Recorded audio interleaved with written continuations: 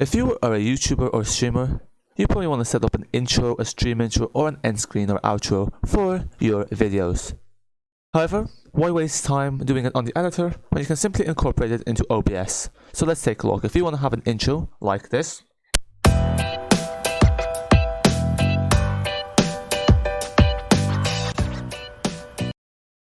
how exactly do you incorporate that into OBS or Streamlabs OBS? One thing to bear in mind is that the setup for OBS and Streamlabs OBS is almost identical, so it's pretty much the same setup for both. So if you want to have an intro and an end screen in your videos that you can play every time you create a video, it's actually very simple to do. So there's two ways you can do this. It basically involves you create a scene. So we're going to click new scene, add, and you're going to go intro and then tutorial. And then you're going to click OK. So then what you want to do is, once you have your intro tutorial, what you want to do is add a source. To add a source that's an intro or outro, what we need to do is we need to add in a media source. So I'll show you how to do that now. So what we're going to do is we're going to right click here on sources, we're going to click add, and then we want to add in a media source. So a media source basically allows you to add in any video. So obviously you're going to have your intro or your outro pre-recorded.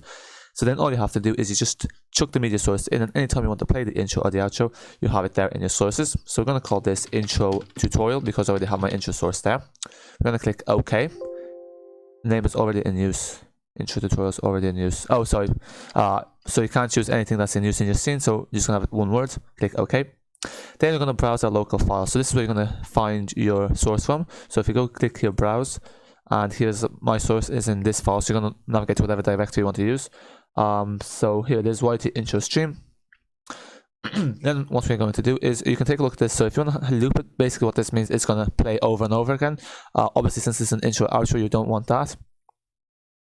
You want to, if you click this, restart the playback when the source becomes active. This basically means that once you activate the source, once you unhide it, it will start playing. So you want to keep this tick generally. And then show nothing when playback ends. This is probably the easiest way to do it because it's just going to switch to whatever scene you're going to use. So we're going to click OK.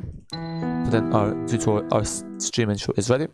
And then the way you can play it is this. What you can do is whenever you start your stream, so whenever you start recording, you click start recording, and then you can replay it like so. Another thing to point out is that clicking the spacebar also does the trick. So if you click the spacebar, it will also start playing.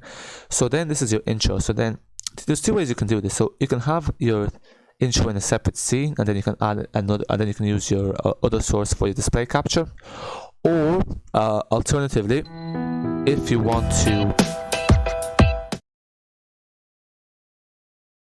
shoot, that's not gonna work.